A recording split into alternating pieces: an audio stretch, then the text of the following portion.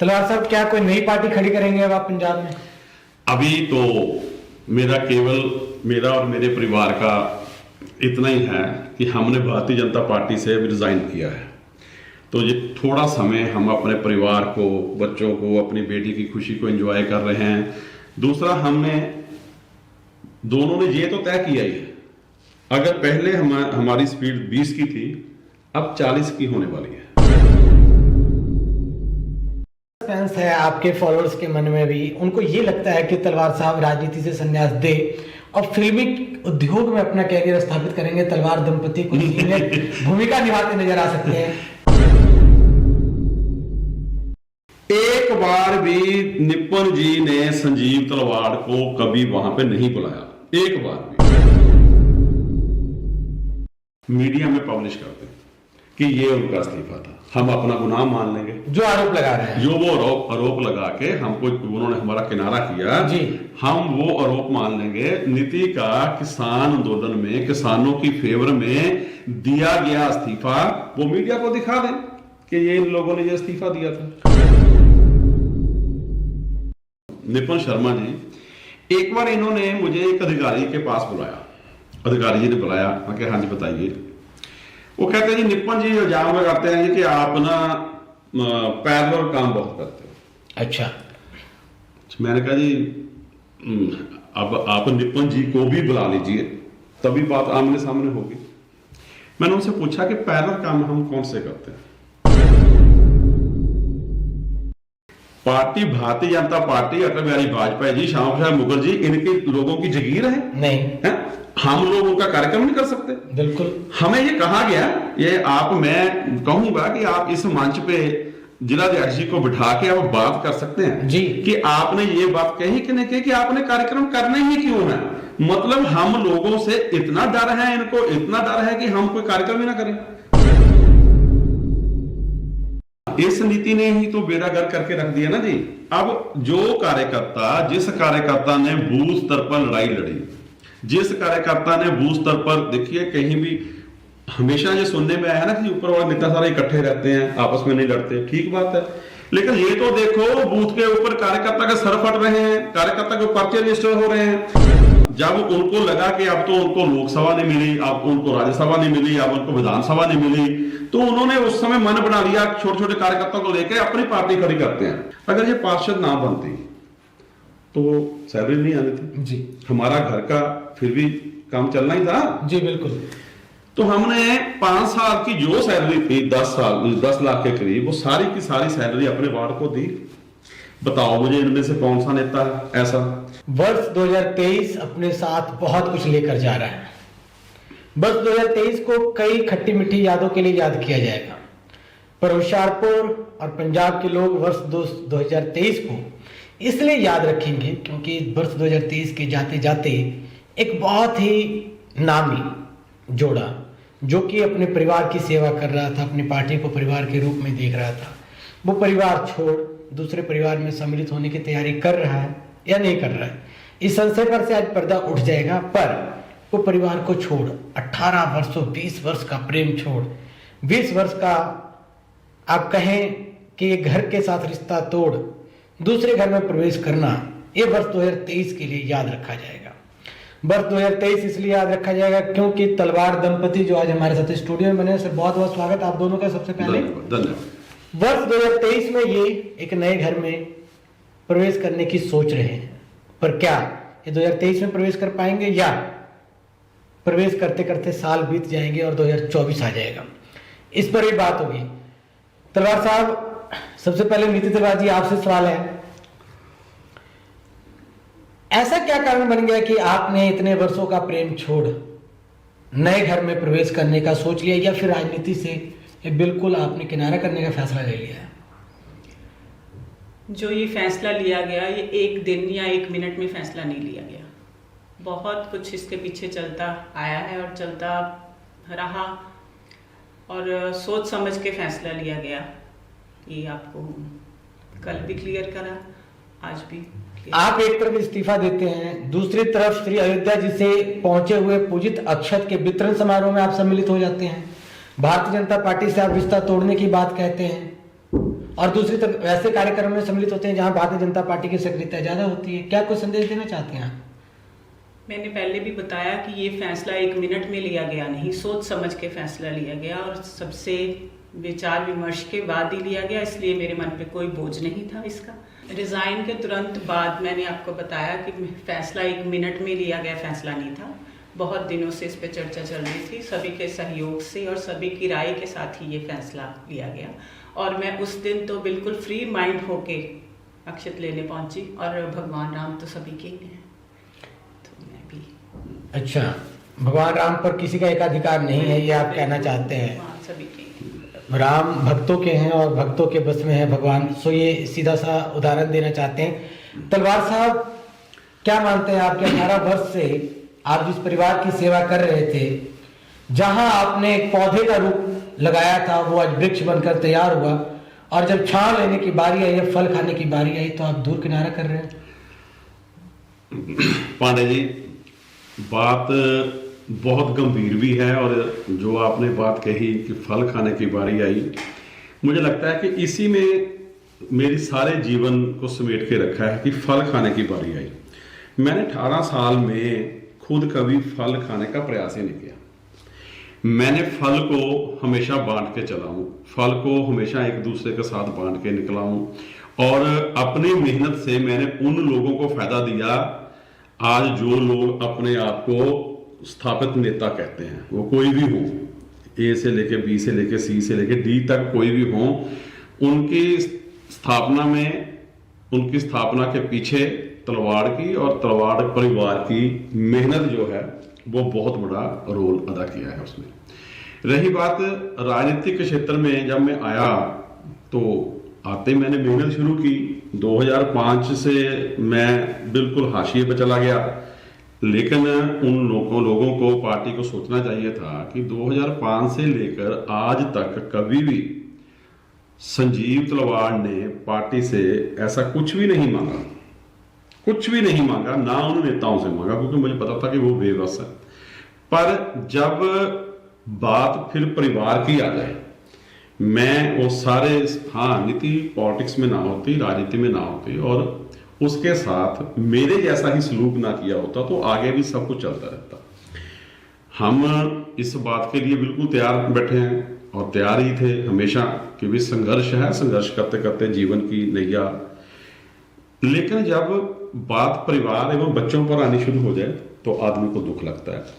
अब परिवार, मेरे जो पार्टी से निकल के बात मेरे परिवार के ऊपर आ गई थी, परिवार की प्रतिष्ठा के ऊपर आ गई थी, क्योंकि हमें पार्टी से जो अभी किनारे पे किया गया वो एक बहुत बड़े झूठ का सहारा लेके किया गया और उस झूठ को मैं बर्दाश्त नहीं कर पाया, ना ही मैं आगे करूंगा, क्योंकि मेरी फितरत है। मैं झूठ को, ना मैं खुद झूठ बोलता हूँ, ना मैं झूठ बर्दाश्त करता हूँ।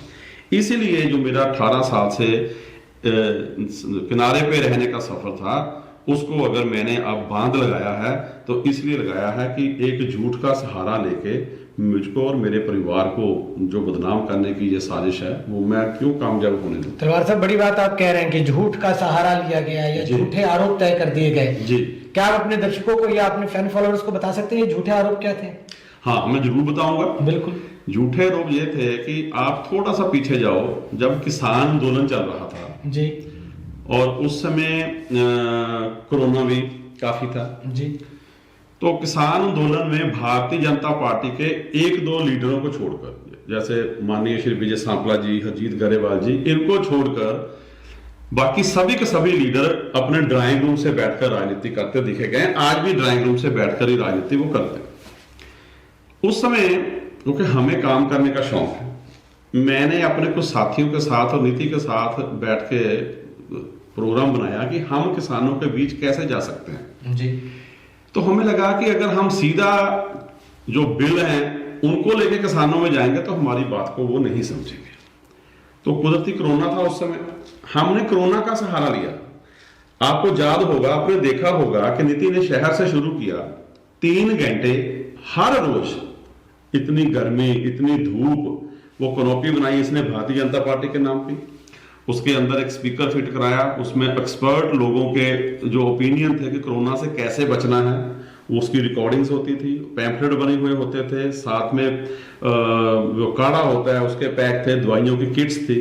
इसने यहाँ से शुरू किया कि किसानों को भी ये ना लगे कि स्पेशली हमारे पास आए हैं। 10 दिन शहर के हर चौक में लगा के 3 घंटे का कार्य करते थे गर्मी में। 7 दिन लगातार इसने गांव-गांव में जाके किसानों की फसल की कटाई शुरू हो गई।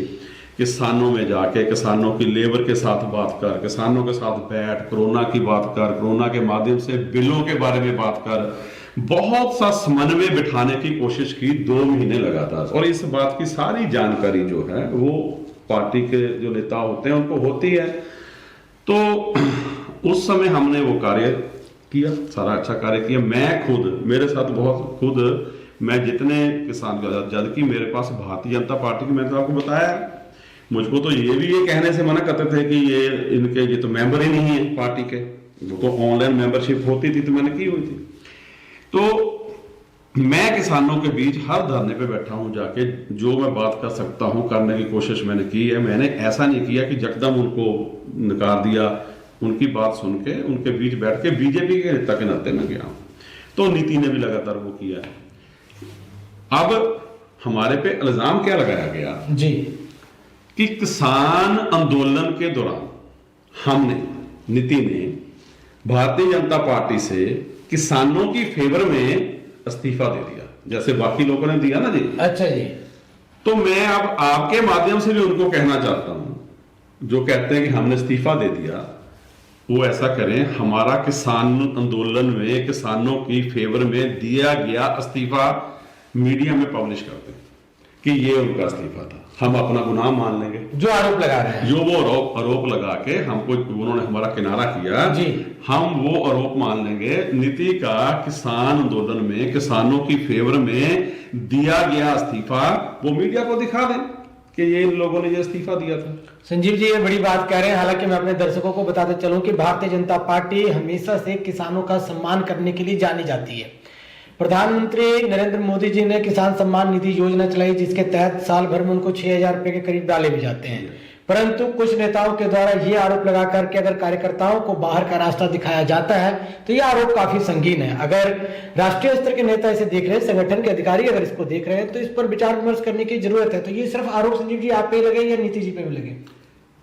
देखिए, मैं जो मेरी बात है जी, मैं 2 अलग अलग पहलू है। मैंने अपनी बात पहले से की है कि 18 साल से मेरे पास भारतीय जनता पार्टी की किसी तरह की कोई जिम्मेवारी नहीं है। मैं जो कह रहा हूँ, बीते 18 साल से, बीते 2005 से लेकर, और आपको ज्वाइन किए हुए कितने साल हो गए लगभग? अगर 18 साल से मैं जो एक्टिव पॉलिटिक्स में आया था, मैं 98 में आया हूँ, 98 में। 98 में? हाँ, मैं जनरल सेक्रेटरी बना था भारतीय जनता युवा मोर्चा का। उसके बाद मेरे पास अलग अलग ओहदे रहे हैं। तो 2005 में से मेरे पास अब तक भारतीय जनता पार्टी कोई जिम्मेवारी नहीं है। उसके बावजूद, अब उल्टा है, मैं आपको सवाल करता हूं जी, उसके बावजूद मैंने जितना काम किया है सारा भारतीय जनता पार्टी को समर्पित किया है। उसका कारण क्या है? आप मुझे कौन सी पार्टी के नेता के नाम से जानते हो? भारतीय जनता पार्टी। जी बिल्कुल। कारण क्या है कि मैंने काम ही इतना किया, वो पार्टी को समर्पित करता चला गया, पार्टी को समर्पित करता चला गया। आपको एक और मनोरंजन की बात बताता हूं जी। कभी आपने किसी पर ये इल्जाम लगाते हुए सुना है कि जी आप काम बहुत करते हो? नहीं जी। हमारे ऊपर ये इल्जाम भी लगा। अच्छा। मैं आज आपको बताता हूं, जो मौजूदा जिला अध्यक्ष हैं निपुण शर्मा जी, मैं नाम लेके बात कर रहा हूं, निपुण शर्मा जी, एक बार इन्होंने मुझे एक अधिकारी के पास बुलाया। अधिकारी जी ने बुलाया, मैं कहा हाँ जी बताइए। वो कहते हैं जी निपुण जी इल्जाम लगाते हैं कि आप ना पैरेलल काम बहुत करते हो। अच्छा। मैंने कहा जी अब आप निपुण जी को भी बुला लीजिए, तभी बात आमने सामने होगी। मैंने उनसे पूछा कि पैरेलल काम हम कौन से करते हैं?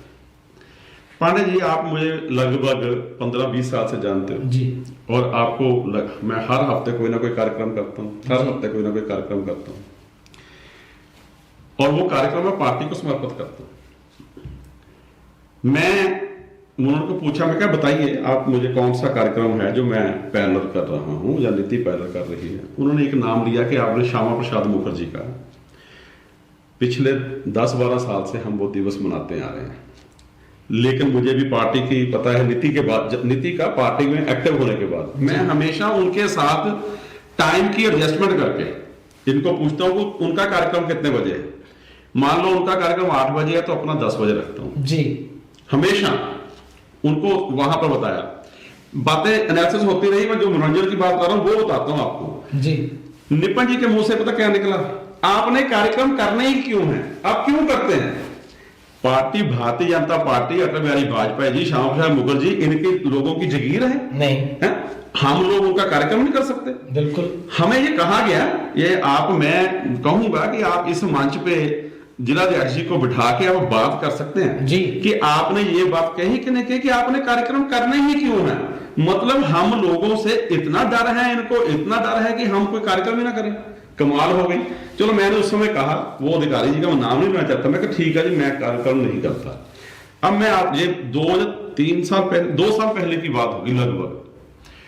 आप मुझे बताओ, जिला होशियारपुर में जो पार्टी हाईकमान या पंजाब इनको कार्यक्रम भेज देती है कि मीटिंग कर लो, उसके अलावा जनहित में कौन सा कार्यक्रम हुआ? लास्ट कार्यक्रम बिजली वाला जो हुआ था, वो कार्यक्रम हमने भी किया था, बिजली वाला, उसको भी उन्होंने चैलेंज किया था। हमारा कार्यक्रम रखा हुआ था, 1 हफ्ता पहले इनको मैसेज किया हुआ था। उसके बाद आज तक ये बताया जाए कि पार्टी ने जनमानस के लिए कौन सा कार्य किया, कौन सा कार्य जनमानस की भलाई के लिए? हाँ, पार्टी हाईकमान कह दे इसका पुतला फूक लो, वो फूक देते हैं। 10 लोग इकट्ठे होके वहां पर जैसे फॉर्मेलिटी करनी है फूक दिया, ये इनका पुतला फूक दो, उनका पुतला फूक दिया, इनका पुतला फूक दो, उनका पुतला फूक दिया। आप मुझे बताओ, कार्यक्रम वो होता है जो पब्लिक में आप लेके जाते हो, पब्लिक के साथ चलते हो, लेके जाते हो। और हमको बोल दिया गया कि आप कार्यक्रम आपने करने ही क्यों? तो मुझे लगता है कि ऐसी गुलामी भरे जीवन कब तक जिए? तो आजाद होने का फैसला ले लिया, आजाद हो गए। तिवारी पर लोगों का तो ये कहना है कि आपकी सुखबीर बादल जी के साथ बातचीत हो चुकी है, सुखबीर बादल जी के द्वारा आपको आश्वासन दिया जा चुका है और संजीव तलवार के योग्य नेतृत्व में नीति तलवार जी लोकसभा चुनाव में ताल ठोक सकते हैं। देखिए, मैं खुली किताब हूं, मैं जब भी किसी लीडर से बात करूंगा, जब भी जाऊंगा किसी अन्य पार्टी में जाऊंगा, देखो अपना घर जो आपने पहले कहा वो छोड़ना कोई सुखद नहीं होता। अगर मैं किसी घर में भी जाऊंगा तो मैं आपको बता के ही जाऊंगा, लोगों को बता के जाऊंगा, और लोगों की मर्जी के बिना बिल्कुल नहीं जाऊंगा। ये भी जो बात फैलाई जा रही है, ये भी कुछ उन लोगों की फैलाई जा रही है जो इस खाई को और बड़ा करना चाहते हैं, जो और बड़ा करना चाहते हैं, वो फैलाई जा रही है कि आपकी सुखबीर जी के पास साथ बात होगी, जो उसके साथ बात होगी। हाँ, मैं जब भी जाऊंगा किसी अन्य पार्टी में, अगर मैं गया, अगर मैं, अभी तो मेरा आराम करने का इरादा है, अगर मैं किसी भी अन्य पार्टी में गया तो मैं अकेला कुछ भी नहीं हूं। कहीं ऐसा तो नहीं आप भी मेडिटेशन के लिए जाना चाहते हैं? नहीं, जैसे केजरीवाल जी यहाँ पर अध्यात्म की दुनिया में चले गए आकर। मैं रोजाना अध्यात्म की दुनिया में ही रहता हूं, पर मैं राजनीतिक के क्षेत्र में इतना जरूर कहूंगा कि बहुत से लोगों ने तलवार दंपति को समाप्त करने का, रोकने का प्रयास किया। आज से नहीं किया, बहुत से किया, पर मुझे इतना लगता है कि जब तक परमात्मा ने शक्ति दी है, बल दिया है, लोगों के हित का कार्य करते रहेंगे, समाज के हित का कार्य करते रहेंगे। अब ये लोग उसको राजनीति समझ लें, ये लोग उसको सामाजिक समझ लें, ये तो उन लोगों ने समझना है। संजीव जी, लगता है कि तलवार दंपति जो है वो गुटबंदी का शिकार हो गई। भारतीय जनता पार्टी कई गुटों में बटी हुई है और बीते कई विधानसभा चुनावों में इनको इस चीज का खमियाजा भी भुगतना पड़ा है। क्या लगता है आपको, ऐसा तो नहीं है कि तलवार दंपति भी गुटबंदी का शिकार हो गई? मैं इस बात पे ना बहुत बार बड़े नेताओं से चर्चा कर चुका हूं। मैं आपको भी इसमें जो आपके माध्यम से उन छोटे नेताओं को भी ये मैं संदेश देने का कोशिश करूंगा। देखिए, किसी भी संगठन में गुट कौन बनाता है? कार्यकर्ता, नेता? केवल नेता। नेता गुट बनाता है, कार्यकर्ता उसको फॉलो करता है, क्योंकि कार्यकर्ता के पास अपने नेता को फॉलो करने के अलावा, क्योंकि उससे छोटे काम नेता के साथ जुड़े होते हैं जी। दूसरी बात आओ, जब कोई कार्यकर्ता छोड़ के जाता है, मान लो मैं छोड़ के चला, मुझे समझाने आता है नेता जी कि भाई आप, है ना, कौन सा नेता? जब सुनील जाखड़ जी को अब ये पार्टी हाईकमान ने जिम्मेवारी दी तो अश्विनी जी का रिएक्शन क्या था, आपको सबको पता ही है जी। अपने पे आए। वो पंजाबी की कहावत होती है ना जी कि हमारा कुत्ता कुत्ता आपका कुत्ता टॉमी, जी पंजाबी की कहावत है जी। है ना।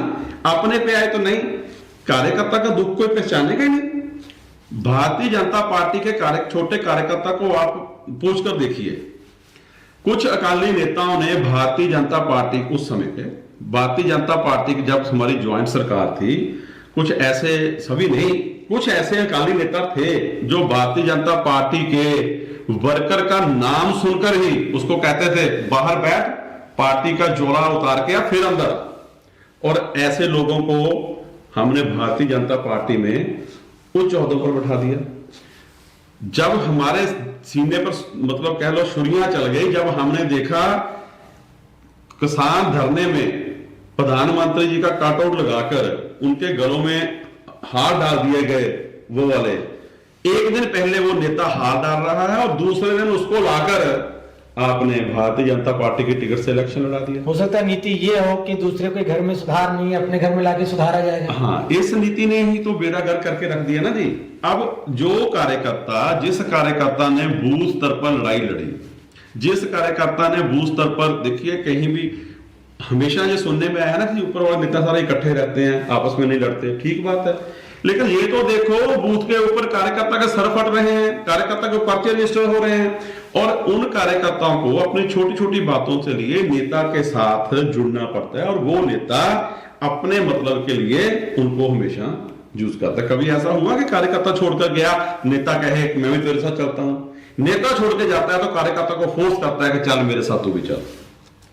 तो गुटबंदी का हम शिकार हुए हैं, लेकिन ये गुटबंदी डाली किसने है ये देखने की जरूरत है। ये जो बड़े नेता होते हैं अपने आप को बचाने के लिए कार्यकर्ता के ऊपर इल्जाम लगाते हैं, जब से सबसे बड़ी, जब इनको कुछ नहीं मिलता तो ये सबसे बड़ी गुट। यहां तक मैं आपको पांडे जी और बताऊं, बहुत बड़े बड़े नेता ऐसे हैं, मैं नाम नहीं ले रहा, जब उनको लगा कि अब तो उनको लोकसभा नहीं मिली, अब उनको राज्यसभा नहीं मिली, अब उनको विधानसभा नहीं मिली, तो उन्होंने उस समय मन बना लिया छोटे छोटे कार्यकर्ताओं को लेकर अपनी पार्टी खड़ी करते हैं, बैठकें भी शुरू कर दी, लेकिन फिर कभी किसी की मिलतरला करके कहीं एडजस्ट हो गए तो बात खत्म।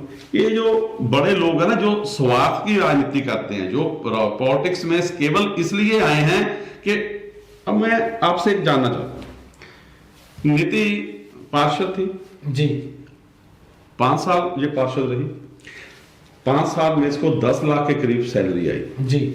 अगर ये पार्षद ना बनती तो सैलरी नहीं आनी थी जी, हमारा घर का फिर भी काम चलना ही था जी बिल्कुल। तो हमने 5 साल की जो सैलरी थी 10 लाख के करीब, वो सारी की सारी सैलरी अपने वार्ड को दी। बताओ मुझे इनमें से कौन सा नेता है ऐसा जो ये कहे वो सैलरी भी चाहिए, उसको डीएटीए भी चाहिए, उसको गाड़ी भी चाहिए, उसको गाड़ी के ऊपर हूटर भी चाहिए, आगे पीछे सिक्योरिटी भी चाहिए, और अगर उसके पास प्रोटोकॉल ना हो गाड़ी रखने का तो वो मिलते तरले करता है। बड़े जाके जो विपक्ष के लोग भी हैं उनको भी किसी को बहन बनाता है, भाई बनाता है कि मेरी सिक्योरिटी के लिए गाड़ी रहने दो, मुझे पता है, ऐसा ही पता है ना, मेरे पास गाड़ी रहने दो, सिक्योरिटी के लिए ये रहने दो, वो मिलते तरले करता है। वो लोग, इन लोगों का रोजगार है राजनीति, हम लोगों का रोजगार राजनीति नहीं है, इसलिए हमने रिजाइन कर दिया। अगर हमारा भी रोजगार राजनीति होता तो हम रिजाइन ना करते। तलवार साहब, क्या कोई नई पार्टी खड़ी करेंगे अब आप पंजाब में? अभी तो मेरा केवल मेरा और मेरे परिवार का इतना ही है कि हमने भारतीय जनता पार्टी से रिजाइन किया है, तो ये थोड़ा समय हम अपने परिवार को, बच्चों को, अपनी बेटी की खुशी को एंजॉय कर रहे हैं। दूसरा, हमने दोनों ने ये तो तय किया ही है, अगर पहले हमारी स्पीड 20 की थी, अब 40 की होने वाली है, वो स्पीड हमारी बढ़ने वाली है, चाहे वो कैसे भी किसी क्षेत्र में भी हो, वो सारी फोर्स को इकट्ठा करके फिर देखेंगे कि क्या करना है। तलवार साहब, एक बड़ा सस्पेंस है आपके फॉलोअर्स के मन में भी, उनको ये लगता है कि तलवार साहब राजनीति से संन्यास दे और फिल्मी उद्योग में अपना कैरियर स्थापित करेंगे। तलवार दंपति कुछ भूमिका निभाते नजर आ सकते हैं। देखिए, ऐसा कुछ नहीं है। मैं परमात्मा का बहुत शुक्रगुजार हूं कि परमात्मा ने हमारे बच्चे को, इसके पीछे भी मैं आपके माध्यम से ना जी आपके मैं लोगों को एक बात बताना चाहता हूं, ये चर्चा भी लोगों में। हाँ, मैं लोगों को बात बताना चाहता हूं। एक बात आप जरूर कीजिए, नीति एक बात अक्सर कहती है मुझे, वो कहती थी कि जब हम दूसरे के बच्चों का ध्यान रखेंगे, दूसरे के बच्चों का सोचेंगे, तो हमारे बच्चों का परमात्मा सोचेगा जी। तो आपने देखा होगा कि मेरी पिछली जितनी भी क्रिया प्रणाली रही है ना जी, हमने दूसरों के बच्चों का पूरा ध्यान रखा है, पूरा ध्यान रखा है। मेरे पास 65 बच्चे, मैं आपके माध्यम से पहली बार जी जी बिल्कुल बिल्कुल बिल्कुल। डॉक्टर थे, उनमें से आज कोई डॉक्टर है, कोई इंजीनियर है, एक लड़की सिविल इंजीनियर, बैंक ऑफिसर है, अलग अलग है सारे। उनका ध्यान रखा तो हमारे बच्चे को परमात्मा ने अपने आप लाइन दे दी है। तो मेरा फिल्म उद्योग में मैं उनको सबको बता दूं, जाने का कोई इरादा नहीं है, यही रहूंगा, यही रहते हुए कार्य करूंगा। जो राजनीति में मैं ये बात कहूंगा, बहुत से ऐसे लोग हैं जिनका पर्दा फाश करना जरूरी है, वो करके ही जाए। एक पुरानी कहावत थी कि जब बहू से सास की लड़ाई हो जाती थी तो सास को लगता था बहू मायके चली जाएगी, पर बहू कहती थी मैं कहीं नहीं जाऊंगी, यहीं रहूंगी, आपके छाती पर दाल मरूंगी। क्या ऐसा ही कुछ होगा जी? मैं आज ही ना वो पढ़ रहा था, जिलाध्यक्ष जी का एक बयान है किसी अखबार में। हाँ बिल्कुल, उन्होंने कहा कि आपको हर एक कार्यक्रम में बुलाया गया, पर हाँ। आप क्यों नाराज हो गए, ये समझ से बाहर है। बस मैं उनको यही पूछना चाहता हूं कि आज तक एक बार भी, जब से वो जिलाध्यक्ष बने हैं आज तक, मैंने इससे भी बड़ी बात बताता हूं, मैंने खुद उनको बुलाया अपने पास कि भैया एक बार मौका मिलता है किसी चीज का। मैं बिजली बोर्ड का डिस्प्यूट सेटलमेंट कमेटी का चेयरमैन बना था 3 महीने के लिए। मैंने 3 महीने में एक रिकॉर्ड कायम कर दिया था। 1699 दरखास्त मैंने सुनी, उनको हल किया। उसका लाभ क्या हुआ, आज भी मेरे पास एससी के से ज्यादा बिजली बोर्ड की कंप्लेंट्स आती है। मैंने निपन जी को अपने पास बुलाया, मैंने निपन जी को कहा, मैं कहा निपन जी मौका एक बार मिलता है। देखिए, अगर आप भाजपा के संविधान को पढ़ें तो भाजपा के संविधान में भी ये बात है कि जो आदमी भाजपा का किसी पद पे रहा हो, जैसे मेरे पास राज्य मंत्री का दर्जा था जी, तो मैं ऑटोमेटिकली, जैसे आप माननीय तीक्ष्ण जी हो गए या मेयर हो गया, वो ऑटोमेटिकली कार्य करने के सदस्य होते हैं। तो आप यार कम से कम मुझे बुलाया था करो ना वहां पे। उन्होंने हंस गए। अच्छा, हाँ जी, खुद कहा। अच्छा, हंस के वो चले गए। एक बार भी निपन जी ने संजीव तलवाड़ को कभी वहां पे नहीं बुलाया, एक बार भी। और मैं, ठीक है, दूसरी बात मेरा यही तो रोना है कि बिल्कुल ठीक है, नीति को दरकिनार भी कर दिया गया। नीति को फोन आता था मीटिंग के लिए या कार्यक्रम के लिए, मीटिंग के लिए तो नहीं आता, जब कार्यक्रम में भीड़ इकट्ठी करनी हो तो बुलाया जाता, तब बुलाया जाता है, वो नीति जाती है। तो हमारा रोना क्या है, यही बात है कि हम लोगों को, आप देखो चेंज स्वाभाविक है, सभी को नहीं एडजस्ट किया जा सकता। बहुत से कार्यकर्ता ऐसे फ्री बैठे हैं, बहुत से कार्यकर्ता बैठे हैं, लेकिन हमारा तो यही कहना है कि अगर वो आपकी हर मीटिंग, जो जहां भी आप उसको बुलाते हो वहां भी जाती है, वैसे भी कार्य करती है, तो उसके साथ झूठ बोल के राजनीति क्यों की गई। दूसरी बात, जिन्होंने कहा कि मुझको, कि संजीव तलवाड़ को, वो स्पष्टीकरण दे दे आपके आकर की, एक बार भी उन्होंने, इससे भी बड़ी बात है, मैं आज वो बयान में रहते शब्द ना कहता जी, तो वो हंस के बोलते जी, मुझे भी तो आपको पता ही है, डर लगता है। और उनकी हंसी हर जगह प्रचलित भी है। हाँ, डर लगता है जी उनको, हंसकर दिल को मोह लेते हैं। वो बेचारा क्या करें, निपन जी अध्यक्ष तो हैं, पर मजबूरियां उनकी भी बहुत हैं, देखा ही होगा आपने।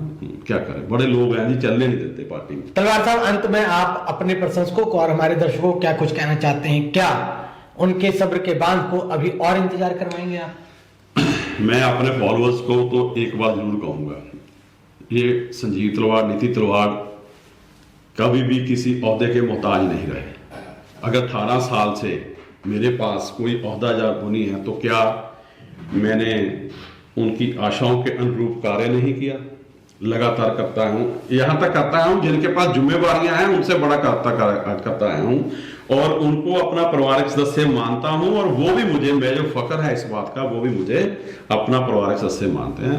बस इतनी से आप विश्वास रखिए कि ये सफर अभी खत्म नहीं हुआ, ये नई शुरुआत है, और आपको इस नई शुरुआत में आपके अनुरूप आपका ये जोड़ा काम करता हुआ मिलेगा।